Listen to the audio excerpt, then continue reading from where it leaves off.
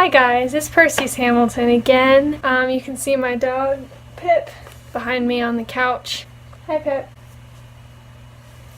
She's happy that we're doing this. Today we are doing an urban legend video, and this is actually an urban legend that I heard about very recently, and I didn't know about it until I started researching it, but it's pretty creepy and it's not well known. I don't think there's a lot of other videos on it, so hopefully this will be sort of a new thing. This is the story of the Candy Lady, which is an urban legend that originated in Texas and I think still is mainstream there. I don't know. I don't live in Texas, but if you do live in Texas, let us know in the comments if that goes on or if you know anything about this story that's not in this video. That would be really cool to hear. Oh, also I have my computer here because it has all my research and all my notes on it. So if you hear the little fan for the computer going, that's all that is. I'm sorry if it bothers you. I'll try to put in some creepy music to make it less annoying later on. Anyway, without further ado, this is the story of the Candy Lady. So apparently, in a small Texas town in the early 20s, children were starting to go missing. And supposedly this was from the Candy Lady, who lured children to her with candy and then killed them. Some sources say that she drank their blood or ate them or something gross like that, but I guess no one really knows. Anyway, basically the story is that this Candy Lady was kidnapping children in the early 20s in Texas. Sometimes children would find candy on their windowsills and not know how it got there, and then they would eat it and they wouldn't tell the adults because free candy. It was the early 20th century. It was kind of bordering on the Depression. I assume candy was a big treat, so they were just like, I'm not going to tell my parents because they'll probably stop the candy from coming, and I don't want that. For that reason, a lot of kids didn't confess to having the candy on their windowsills until later because they were scared they would get caught or in trouble. A lot of kids said that after the candy had been coming to their windowsill for a while, there would start being notes tied to the candy saying things like, "Come play with me." And it was always signed the Candy Lady. So like I said, these kids were going missing. According to legend, one day a farmer found at the edge of his field a candy wrapper filled with the rotten teeth of a child. I know, it's gross. And of course that got everyone really freaked out, and so they started going deeper into investigating. A police deputy from that town, who was really involved in the investigation, was found a few months after becoming involved in the investigation in a ditch, dead with his eyes stabbed out with a fork and candy in his pockets. Great. So that's kind of how the legend started, that she would take kids, stab their eyes with forks, and then pull out their teeth from those two sightings. Which is really nasty, by the way. What the heck is going on down there, Texas? And to this day, apparently, like I said, I don't live in Texas, so I don't know for sure, but apparently to this day in some small towns in Texas, the disappearance of children is still blamed on the Candy Lady. Now, there's actually some historical evidence to sort of back this up, and I have two sources here. There's not a lot of this on the internet, but I found two sources which were stories. One was a story about someone who lived in a Texas town and knew a lot about the urban legend of the Candy Lady, and the other one is a newspaper article from the early 1900s that features someone who might have been the Candy Lady. This woman's name was Clara Crane, and she lived in Texas, and she was married to an older man. Now, around the time that the disappearance of the children was happening, Clara Crane lost her only daughter, Marcella Crane. The death was an accident, but she blamed it on her husband, Marcella's father, and ended up supposedly killing him with poisoned caramels, which is why some people think she might be the Candy Lady. She was sent to the North Texas Lunatic Asylum and then was released later due to overcrowding, which I don't get. Like, what? I don't understand that. They're just like, oh, I mean, there's a ton of dangerous lunatics here, but like, it's full, so you can go. Anyway, this is a newspaper article from that time. Let me get my sources. Titled, "Wife Poisons Husband with Candy." Clara Crane, 28 years old, was detained in the Haddock Street courthouse Wednesday morning.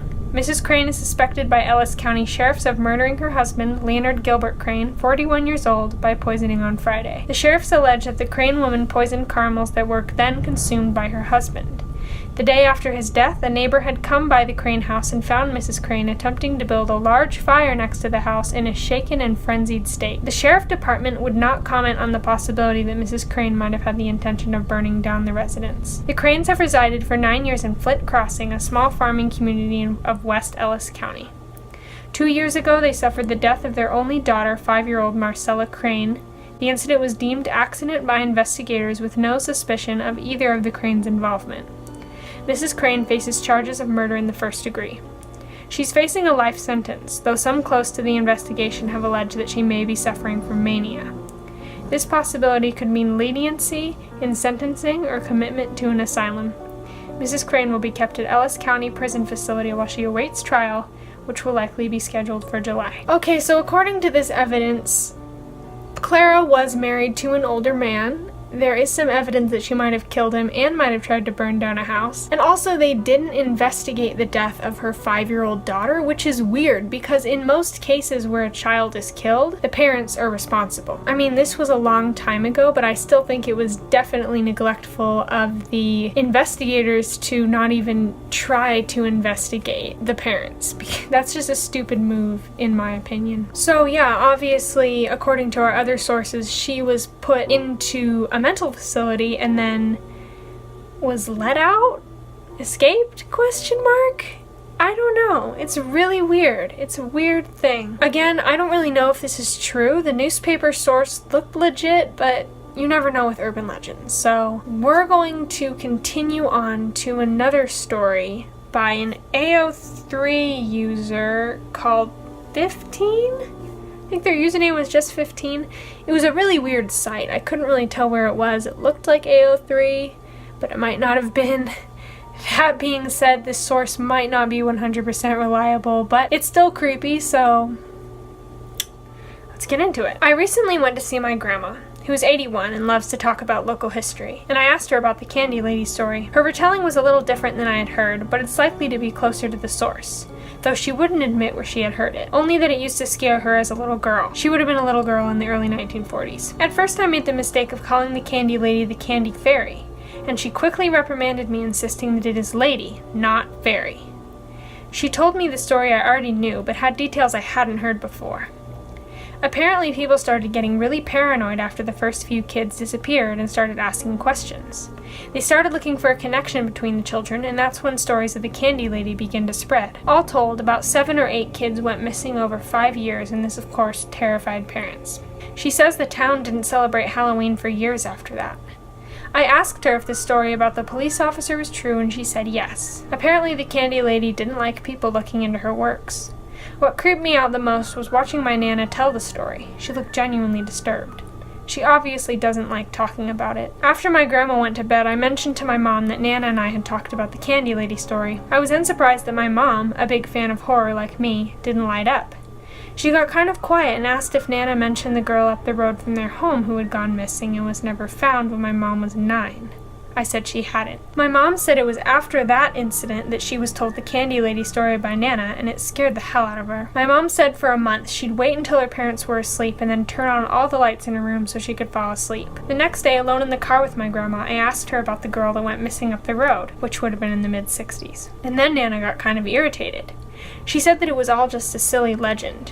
A noticeable difference from her openness the night before. When I asked her about telling my mom the Candy Lady story, she said that she didn't. That Mom must have heard it from one of her friends. So here's what I think. I think that my grandma was totally terrified of the Candy Lady story when she was a child. When she herself was a mom and the girl up the road went missing, she felt that fear again and probably did tell my mom the story almost in some cathartic effort to rid herself of the relashed terror. And of course, it scared my mom at the time as well. That's interesting. Like I said, I don't know if it's a credible source, but that honestly sounds realistic. Like, that sounds realistically how a family might behave when talking about that sort of thing. Like I said, there's not much evidence on this story. There's not many sources, factual or not. And this is probably going to be a shorter video because, like I said, I don't have a ton of stuff on this, and I wish there was more. It said that another girl went missing in the mid-60s, but of course that could have been totally unrelated. People go missing all the time. All the time. hundreds or thousands of people go missing every year. It's some kind of crazy number. There's human trafficking. There's all sorts of horrible things going on in the world. I'm not really sure if the story of the Candy Lady is true. I think there was probably a lady named Clara Crane who killed her husband with poisoned caramels and then might have killed her daughter. I don't know. Maybe her husband did it. I think that's true. Or it could be. But I don't know if she and the Candy Lady are the same person. Anyway, if you live in Texas or nearby to Flint Crossing where Clara Crane lived, if you know anything about this story that I haven't said in this video, if you just have any experiences on this at all, please put them down in the comments because I'd love to read them, and I'm sure we'd all love to read them. To all the maybe 3 people watching this, thank you for watching. I really appreciate it. I really love doing this, and it would just make me happy to know that other people were enjoying it as well. So if you are watching this, maybe consider checking out some of my other videos. Alright, thank you. Have a good day. Bye.